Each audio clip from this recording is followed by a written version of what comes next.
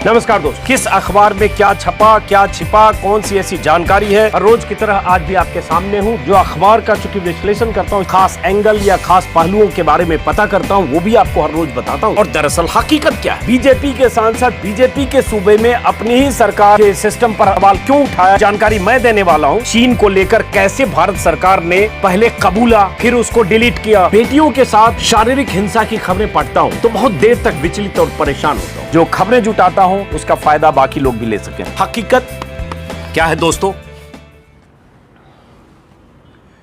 नमस्कार दोस्तों, हर रोज की तरह आज भी आपके सामने हूं दिल्ली से छपने वाले अखबारों के साथ। आपको बताता हूं किस अखबार में क्या छपा, क्या छिपा, कुछ खास जानकारी, कुछ रिसर्च, कुछ मेरा विश्लेषण।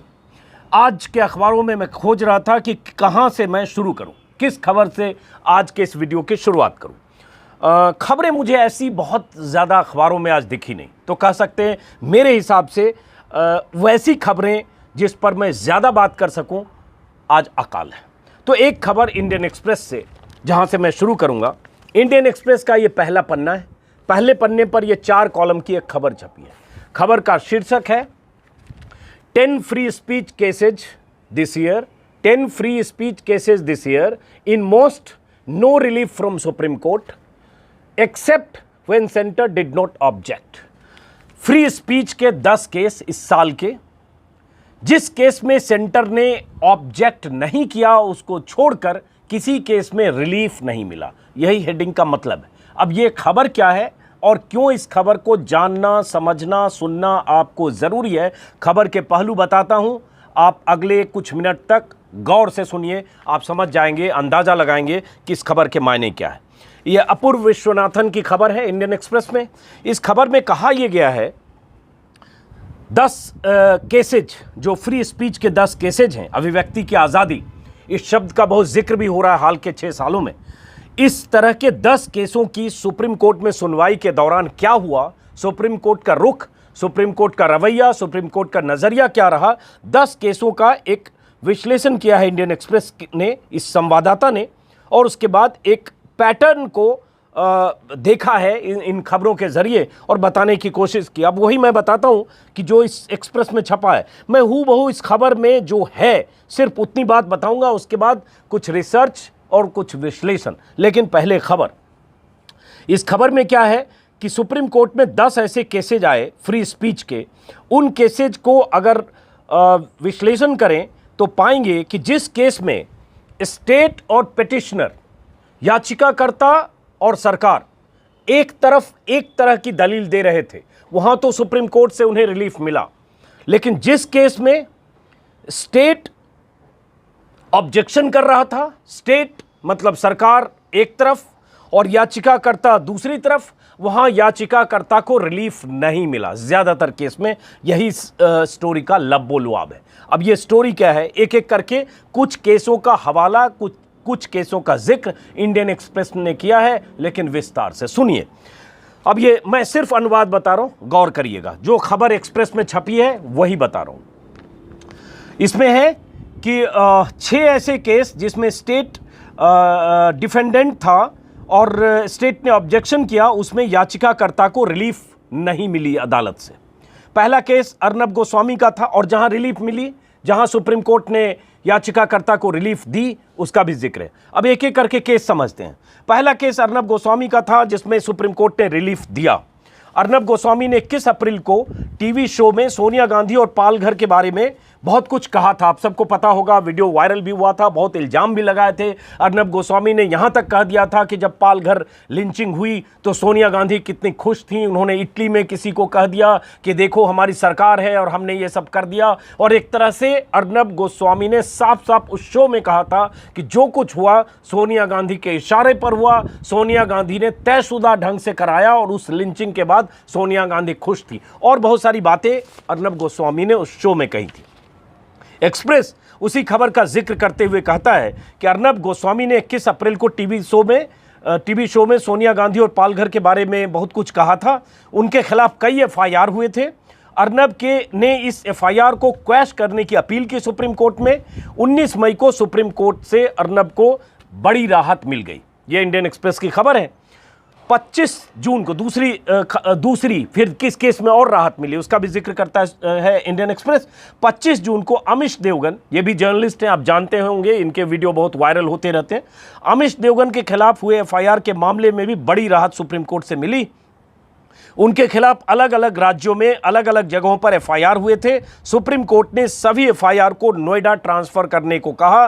देवगन पर अपने शो के जरिए एक धर्म विशेष की धार्मिक भावनाएं आहत करने का देवगन पर आरोप था। उनके खिलाफ सोशल मीडिया पर मुहिम चली, उनके वीडियो वायरल हुए, बहुत सारे लोगों ने उनके खिलाफ जांच, उनकी गिरफ्तारी, उनके खिलाफ जो उन्होंने बयान दिया चैनल में, शो के दौरान जो कुछ भी कहा उस पर एतराज़ दर्ज किए, ट्रेंड हुआ।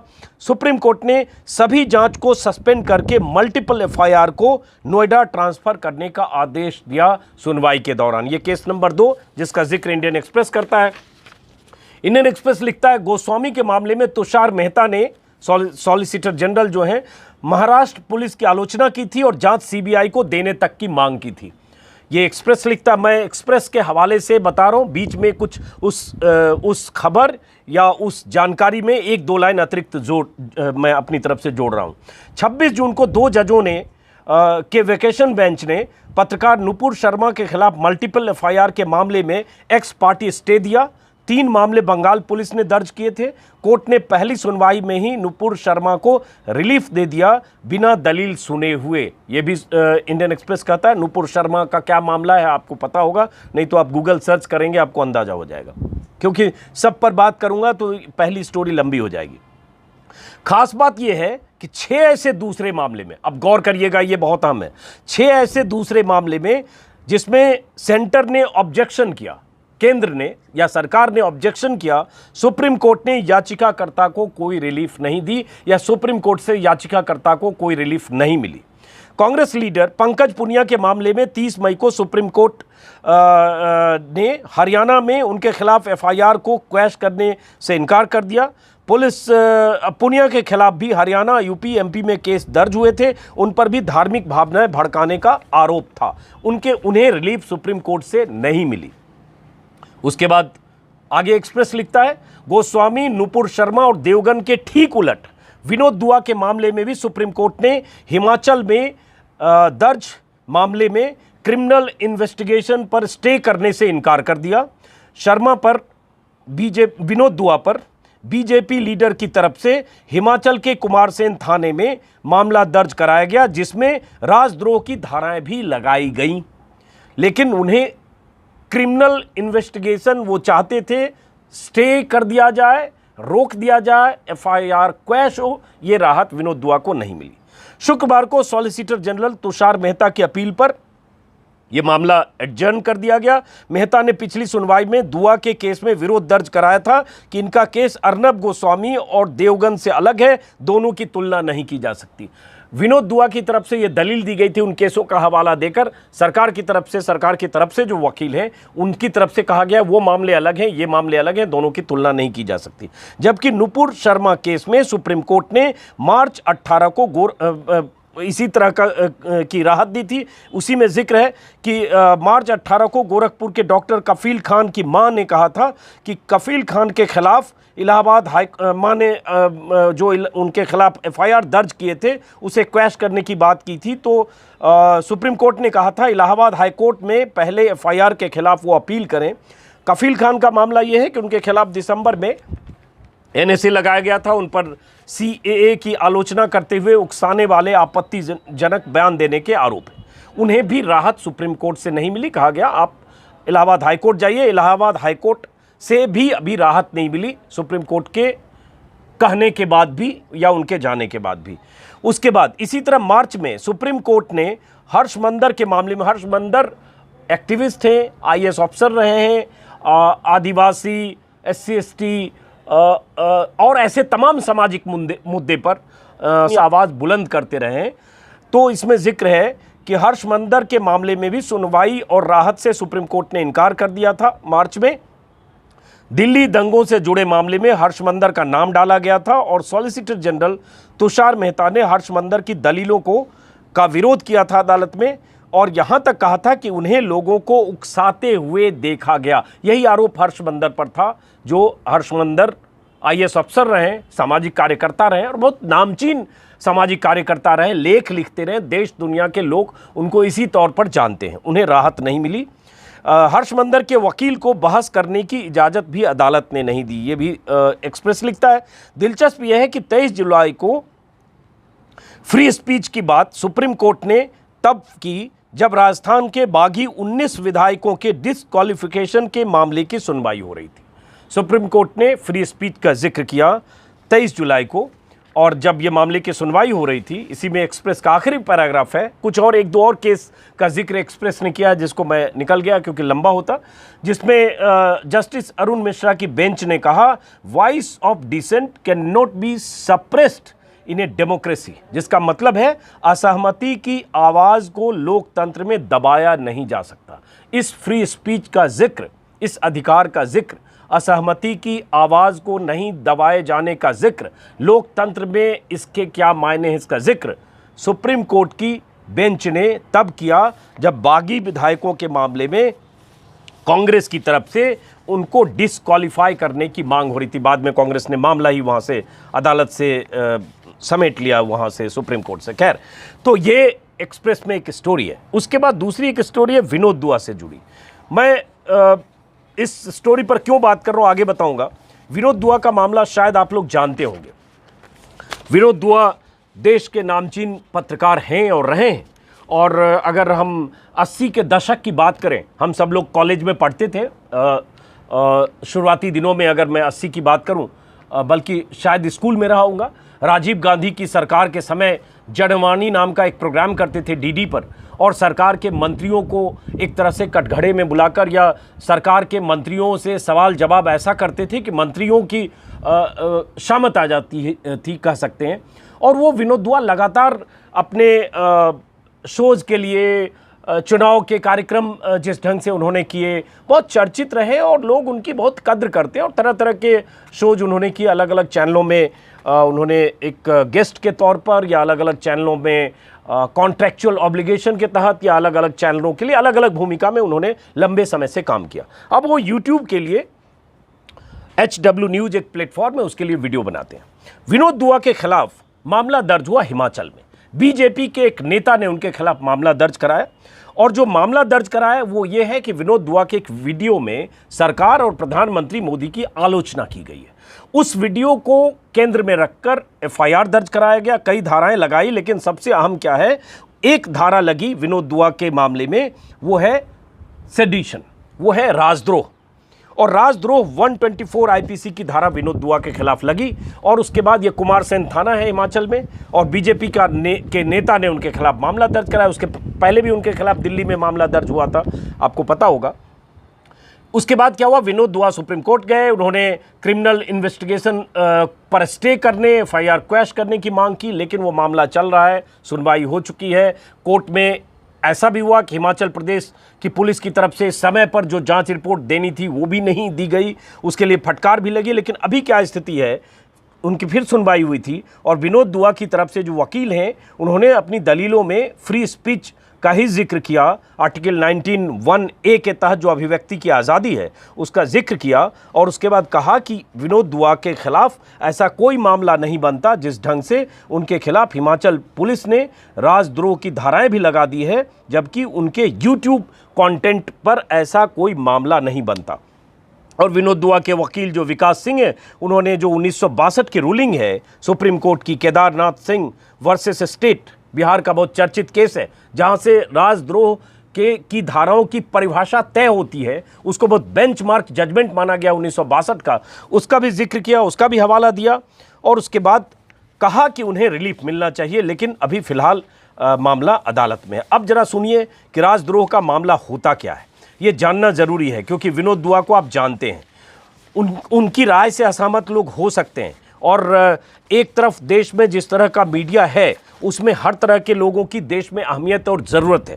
कोई ज़रूरी नहीं कि हर मीडिया वाला देवगन या गोस्वामी या चौधरी हो जाए।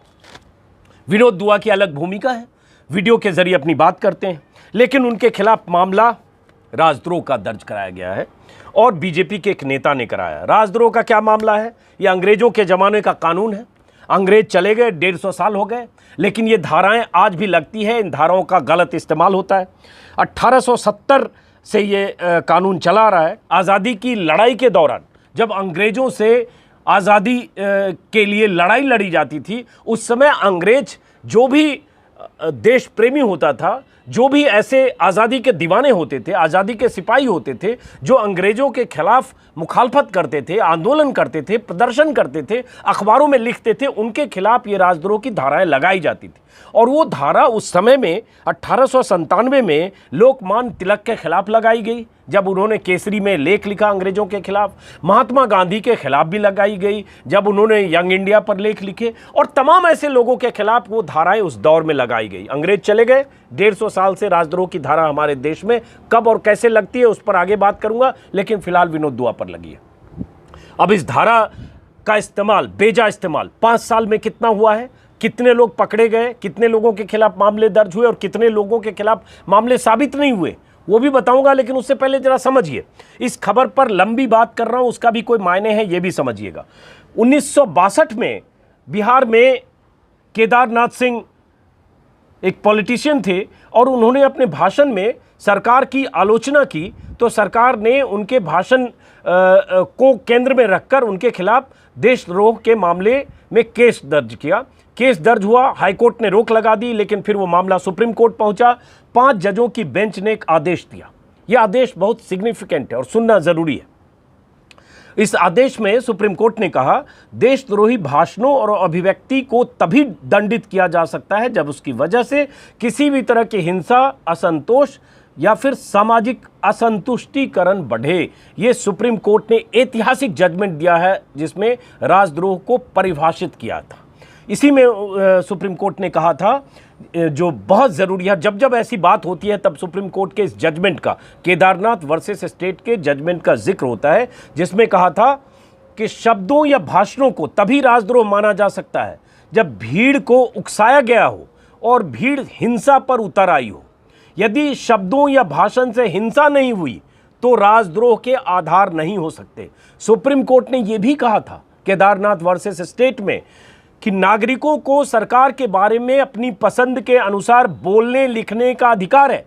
केवल उन्हीं गतिविधियों में मामला दर्ज किया जा सकता है जहां हिंसा का सहारा लेकर अर्थव्यवस्था, अव्यवस्था और सार्वजनिक शांति भंग करने की नीयत हो।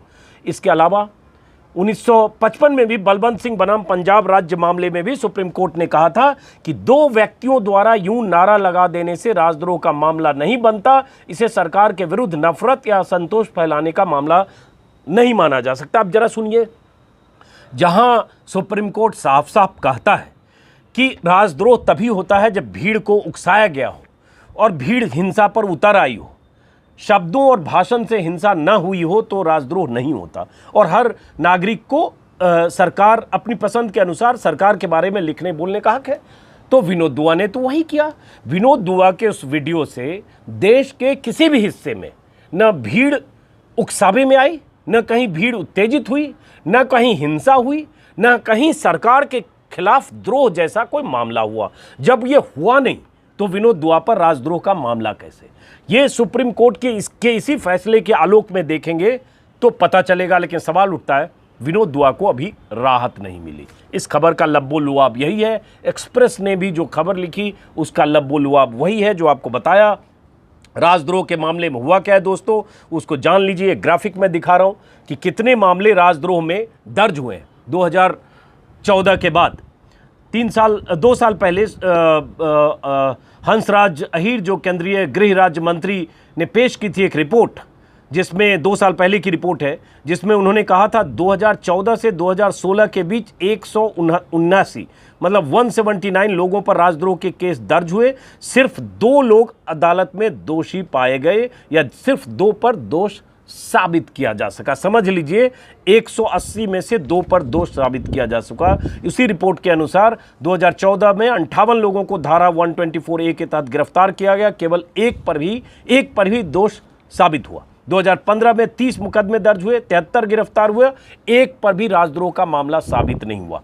2016 में 35 केस, 48 की गिरफ्तारी, लेकिन एक पर दोष साबित हुआ। ये तो संसद में सरकार की तरफ से दिया गया बयान है। उसके बाद एक और आंकड़ा अभी मैं देख रहा था, ये आंकड़ा छपा है मिंट में। इस आंकड़े में भी इस तरह की ही जानकारी मिंट में भी दी गई है, वो भी मैं आपको बताता हूँ। 1 मिनट होल्ड करिएगा। मिंट में भी 5 साल के आंकड़ों की जानकारी दी गई है, जिसमें इसमें चूंकि 2017 तक का है, 2017 में 51 मामले और 2018 का आंकड़ा मिंट में है कि 70 मामले दर्ज हुए। हर साल दर साल अगर आप देखेंगे, बीच में 15-16 में थोड़ा कम है, लेकिन 14 के बाद 17 में बहुत ज़्यादा बढ़ा है। ये ग्राफ आप देखेंगे, 18 में 70 है, 19 का और 20 का भी आंकड़ा नहीं है। 20 में हमारे पास विनोद दुआ की मिसाल सामने। तो ये तो था देशद्रोह का कानून, और ये कानून राजद्रोह का तब बना था जब महात्मा गांधी से लेकर और तिलक और देश की आज़ादी के लिए अंग्रेज़ों से लड़ने वाले आज़ादी के दीवानों को, सेनानियों को जेल में बंद करने के लिए उनके खिलाफ राजद्रोह की धाराएं लगाई जाती थी। आज वो धारा विनोद दुआ पर लगी हुई है, लगाई है, केस किया है बीजेपी के नेता ने। ऐसा भी नहीं है कि सरकार ने किया और विनोद दुआ ने कुछ वीडियो बनाया और शिमला में, हिमाचल में पूरी अशांति हो गई, भीड़ उत्तेजित हो गई और कुछ तोड़फोड़ हो गई, सरकारी संपत्ति का नुकसान हो गया। ये सब कुछ नहीं हुआ। बीजेपी के एक नेता ने राजद्रोह की धाराएं, क्रिमिनल कॉन्स्पिरेसी या बाकी धाराओं के साथ एक ये धारा भी बीजेपी के नेता के कहने पर पुलिस ने दर्ज किया। तो ये मामला था। उसके बाद आता हूँ बाकी खबरों पर। बाकी कुछ खबरों पर भी बात कर लेते हैं। हालांकि मेरे हिसाब से आज अखबार में बहुत कम ऐसी खबरें हैं जिस पर बात की जाए, और छपा छिपा वाली तो खबर मुझे कुछ ऐसी दिख नहीं रही है जिस पर उस तरह से बात करूं। लेकिन जानकारी के तौर पर चूँकि खबरों की बात करता हूं, ये आपको पता होगा कि अब बिहार में चुनाव होना लगभग तय लग रहा है। चुनाव आयोग ने जिस ढंग से दिशा निर्देश जारी कर दिए हैं मतदान को लेकर और प्रचार को लेकर, गाइडलाइंस जो आ चुकी है, उससे लगता है चुनाव होना है। चूँकि नवंबर में वहाँ हर हाल में 29 नवंबर तक कार्यकाल खत्म हो रहा है जो विधानसभा है अभी, इसलिए उसके पहले वहाँ सरकार बननी है हर हाल में। तो लगता ऐसा है कि अक्टूबर के आखिरी हफ्ते या नवंबर में, हालांकि नवंबर में पर्व भी है, बिहार में छठ मनाया जाता है बहुत धूमधाम से। छठ है, दशहरा है, दिवाली है, उन सब के बीच सामंजस्य बिठाना होगा कि किस तरह से चुनाव की तारीखों का ऐलान होता है। लेकिन सभी अखबार में खबर है, भास्कर में बड़ी लीड है पहले पन्ने पर कि ईवीएम का बटन दबाने को दास्ताने मिलेंगे, बुखार हुआ तो सबसे आखिर में वोट दे पाएंगे, जो कोविड पॉजिटिव मरीज होंगे उन्हें भी वोट देने का अधिकार होगा। कैसे होगा, इसके लिए गाइडलाइन है। सोशल डिस्टेंसिंग को कैसे पालन करते हुए रैली होगी, नामांकन में सिर्फ 2 लोग होंगे, घर घर प्रचार के लिए प्रत्याशी सहित 5 लोग जा पाएंगे। ये सारी जानकारी है मोटे तौर पर। मुझे लगता है ये सारी जानकारी हो सकता है आपको भी अखबारों से पता चल चुकी हो, लेकिन चुनाव का जो एक मज़ा होता है वो नहीं होगा। एक डर लोगों के भीतर होगा। अब सोचिए कहाँ प्रत्याशी 5 लोग के साथ जा पाएंगे, कहाँ भीड़ भाड़ लोग रैलियां करते थे, वो सारी चीज़ एक तरह से बहुत हद तक बहुत कुछ नियंत्रित होगी। चुनाव आयोग ने 17 जुलाई को राष्ट्रीय और क्षेत्रीय राजनीतिक दलों से कोरोना काल में चुनाव संबंधी सुझाव आमंत्रित किए थे, और जो सुझाव मिले हैं उन सुझावों को गौर करने के बाद ये वाला कि बिहार में कुछ दल चुनाव टालना चाहते हैं और नहीं चाहते थे कि इस वक्त चुनाव हो, जिसमें आरजेडी भी शामिल है। लेकिन अब लगता है कि इसके अलावा कोई उपाय नहीं है, चुनाव होगा। इन्हीं परिस्थितियों में जो भी गाइडलाइंस है उस गाइडलाइंस को पालन करते हुए चुनाव में हिस्सा लेने के लिए बिहार के लोग आप तैयार रहिए। और उसके बाद इसमें डिस्पोजेबल दास्ताने मिलेंगे ईवीएम बटन दबाने और रजिस्टर पर हस्ताक्षर करने वालों के लिए, और क्या क्या है, मतदाता पहचान पत्र, मतदाता को पहचान के लिए अपना मास्क नीचे करना होगा, दिव्यांग के लिए क्या नियम कानून है, मास्क पहनकर ना आने वालों के लिए रिजर्व मास्क रहेंगे ताकि आपको मास्क नहीं है आपके पास तो वहाँ मास्क मिल गए। ये सारी जानकारी है। और एक खबर जो सब जगह है, जो शायद पता होगा आपको, कि सुप्रीम कोर्ट के आदेश के बाद जो नीट और जेईई के छात्र हैं वो लगातार मांग कर रहे थे कि प्रवेश परीक्षा को कुछ दिन के लिए टाल दिया जाए, ख़ासतौर से इस कोविड का डर और कोविड की वजह से जो भी मुश्किलें थी या मुश्किलें होंगी परीक्षा देने वालों को। लेकिन अब नेशनल टेस्टिंग एजेंसी ने साफ कर दिया कि ये परीक्षा तय तारीखों पर ही होगी। तो एक तरह से छात्रों के आक्रोश, छात्रों की मांग, छात्रों की मुहिम, छात्रों की तरफ से लगातार ट्विटर और सोशल मीडिया के जरिए कही गई बातों का सरकार पर या सिस्टम पर या नेशनल टेस्टिंग एजेंसी पर कोई असर नहीं पड़ा है और फाइनल कर दिया कि एग्जाम होगा। सुप्रीम कोर्ट ने भी तब कहा था कि छात्रों के भविष्य को दांव पर नहीं लगा सकते। हालांकि ये अलग बात है कि 11 राज्यों के 11 छात्रों ने ही याचिका दायर की थी कि इस परीक्षा को टाला जाए, लेकिन फिलहाल अब सब जगह तय समय पर ही परीक्षा होगा, इम्तहान होगा। एक ये खबर सब जगह है। उसके बाद जागरण में भी पहली लीड यही है, नीट जेई के लिए मास्क ग्लव्स ज़रूरी, और उसमें उसके लिए भी दिशा निर्देश हैं कि क्या क्या दिशा निर्देश होंगे, उन दिशा निर्देशों के मुताबिक इम्तहान होगा। उसके बाद एक खबर जो मैं देख रहा था, हालांकि चीन की खबरें मैं रोज़ बताता हूं, कहीं भी कुछ होता है तो एक नवभारत टाइम्स में खबर है चीन की छोटी सी, वो बताता हूं मैं आपको। ये पूनम पांडे हैं, नवभारत टाइम्स की रिपोर्टर। ये अक्सर कुछ लिखती रहती हैं जो भी इनके पास जानकारी होती है। डोकलाम के पास दीवार बिल्डिंग बना रहा चीन, और पूनम पांडे ने नवभारत टाइम्स के पिछले पन्ने पर यहाँ खबर है, ये आप देख पा रहे हैं, ये खबर है। यहाँ उन्होंने लिखा है कि ईस्टर्न लद्दाख में line of actual control LAC के पास तनाव के बीच चीन ने डोकलाम के पास अपनी एक्टिविटी बढ़ाई है, और उसके बाद इंटेलिजेंस सूत्रों के मुताबिक चीन ने जून और जुलाई में डोकलाम के पास नए निर्माण कार्य किए हैं। वह नॉर्थ डोकलाम की जनरल एरिया में निर्माण कर रहा है।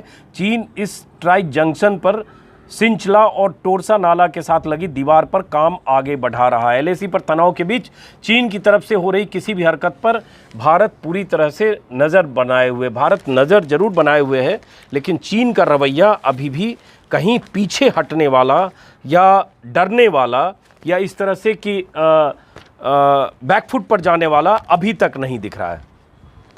ये खबर है।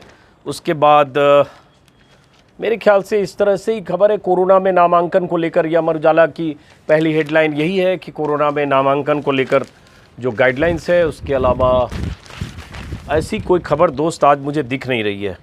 और एक कोवैक्सीन को लेकर है कि परीक्षण दिसंबर के पहले हफ्ते में पूरे हो जाएंगे। भारत सरकार 50 लाख डोज का पहला ऑर्डर देगी। उसके बाद अनिल अंबानी की खबर सब जगह है कि अनिल अंबानी के खिलाफ दिवालिया प्रक्रिया चलाने के लिए मंजूरी मिल गई है।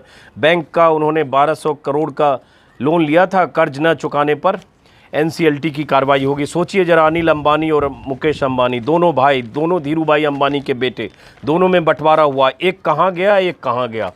और 10 साल में 12 साल में अनिल अंबानी कहाँ से कहाँ चले गए और मुकेश अंबानी कहाँ से कहाँ चले गए। मुकेश अंबानी का नेटवर्थ 12 साल में करीब 12 गुना बढ़ गया, और अनिल अंबानी 12 साल में रसातल में ऐसे गए कि दिवालिया होने की स्थिति है। हालांकि ये दिवालिया हो जाए, घोषित हो जाए, लेकिन पैसा किसका गया? बैंक का। बैंक में किसका पैसा है? खाता धारकों का। तो लूजर कौन हुआ? खाता धारक या सरकार? हमारा आपका पैसा। ये दिवालिया हो जाएंगे, लेकिन इन सब के पास उसके बाद भी गुंजाइश होती है। एक तस्वीर जो आपने देखी होगी, वो तस्वीर चूँकि अच्छी है, टाइम्स ऑफ इंडिया के पहले पन्ने पर भी छपी है। ये तस्वीर हिंदी अंग्रेजी सब जगह छपी है, आपने देखी होगी शायद। कल ये तस्वीर थोड़ी वायरल भी हो रही थी कि किस तरह से नमस्ते हम लोग कहते हैं ना, तो नमस्ते भारत का अभिवादन का भारतीय तरीका है। नवभारत टाइम्स में भी पिछले पन्ने पर यहाँ ये तस्वीर छपी है कि कैसे फ्रेंच राष्ट्रपति ने नमस्ते से किया जर्मनी की चांसलर का स्वागत। और ये भारत में तो सदियों से परंपरा चली आ रही है, और इस नमस्कार संस्कृति को कोरोना काल में पूरी दुनिया ने एक दूसरे का अभिवादन करने का बेजोड़ जरिया बनाया है। इस तरह से इसमें है कि कैसे फ्रांसीसी राष्ट्रपति ने पेरिस के दौरे पर आई जर्मन चांसलर एंजेला मर्केल के साथ हाथ मिलाने की बजाय नमस्ते कहकर उनका अभिवादन किया, और चांसलर ने भी, जर्मन चांसलर ने भी नमस्ते किया। तो ये एक तस्वीर है, सिर्फ अच्छी तस्वीर है, इसलिए मैंने आपको बता दिया। तो मोटे तौर पर दोस्त यही है। कोई ऐसी चीज़, मैंने शुरू में ही कहा, आज के अखबारों में मुझे ऐसी खबर दिखी नहीं जिस पर बहुत ज़्यादा कोरोना के कांटे चुभ रहे हैं, पर आगे बढ़ रहे हैं हम। एक नवभारत टाइम्स में पहले पन्ने पर एक सर्वे की तरह है, जो time fact India outbreak report के हिसाब से कहा गया कि देश में कोरोना से ठीक होने की दर 74% हो गई है, और इससे लगता है कि कोरोना के केसों में 17 नवंबर से रोज़ आने वाले केसों में कमी आनी शुरू हो जाएगी। एक खबर है, इसको ज़रा मैं बता दूं, ये सिर्फ नवभारत टाइम्स में छपी है। इसमें एक अंदर भी इसका विस्तार नवभारत टाइम्स ने छापा है, वो भी बता दूं आपको। इसके बाद इस वीडियो को मैं ख़त्म करूंगा क्योंकि इसमें और मुझे कुछ आज कहानी दिख नहीं रही है।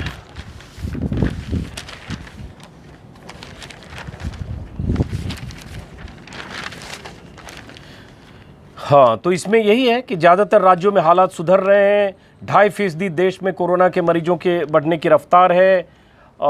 देश में कोरोना के जो मामले आ रहे हैं, अब एक आकलन है कि आने वाले समय में आपको इससे जो पीक है, पीक देश देख लेगा या जो पीक पहुंच जाएगा कुछ दिनों में, उसके बाद इसकी रफ्तार गिरेगी। इसमें है कि 1 सितंबर को अनुमानित एक्टिव केस 73,000 होंगे। दोनों ही मॉडलों का अनुमान है कि 1 नवंबर से रोज़ आने वाले केस कम होने लगेंगे। अब ये आकलन है, अभी इन आकलन के आधार पर पता नहीं, ऐसे सर्वे का आधार और उस सर्वे की विश्वसनीयता समय पर ही पता चलेगी।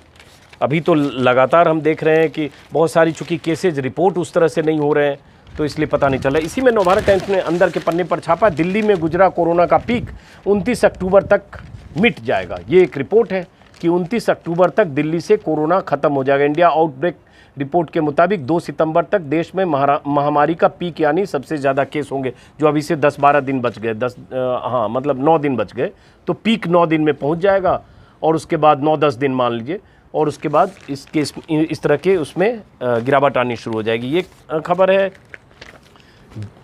नीट और जेईई की तारीख नहीं बदली, इसको लेकर ही नवभारत टाइम्स, हिंदुस्तान और कई अखबारों की लीड है। अनिल अंबानी की दिवालिया वाली खबरें हैं। और अब मैं ख़त्म करता हूं दोस्तों, क्योंकि मुझे ऐसी, शुरू में ही मैंने कहा कि आज मुझे ऐसी खबरें अखबारों में दिखी नहीं, ना हिंदी में ना अंग्रेजी में, सारे अखबारों में इतनी खबर ऐसी नहीं दिखी जिस पर मैं बहुत ज़्यादा बात कर सकूँ। फ़िलहाल इस वीडियो को दोस्तों मैं ख़त्म करता हूँ और मुलाकात होगी। इस बीच मैंने कुछ वीडियो डाले हैं जिसमें कश्मीर जब मैं गया था तब के वीडियो हैं, हिमाचल का है, कुछ और वीडियो डालता रहूँगा। मुझे लगता है एक शेर जो मुझे बहुत पसंद है, जो मैं कहता हूँ, किसी ने मुझे कहा कि इससे आप यूट्यूबर जैसी छवि आपकी बनने लगेगी जबकि आप पत्रकार हैं। मैंने कहा देखिए, एक शेर है जो मुझे बहुत पसंद है, हर आदमी में होते हैं 10-20 आदमी, हर आदमी में होते हैं 10-20 आदमी, जिसको भी देखना हो कई बार देखना। तो हर आदमी के कई चेहरे होते हैं। मैं भी एक जर्नलिस्ट हूँ, सीरियस इम्प्रेशन, सीरियस इमेज होगा, लेकिन मैं भी एक आदमी, मुझे घूमना फिरना, हंसना, ठहाके लगाना, उछल कूद अच्छा लगता है। तो कभी वो तस्वीर, वो वीडियो भी सही। और अगर आप मुझे जानते हैं, हम सब लोग इस YouTube के ज़रिए जुड़े हैं, तो हर पहलू को जान लें। उस वीडियो को भी आप देखिएगा। और अगर आपने सब्सक्राइब अब तक नहीं किया है तो सब्सक्राइब करिएगा, अच्छा लगेगा, ताकि मेरी बात ज़्यादा से ज़्यादा लोगों तक पहुँचे। आप सभी को नमस्कार।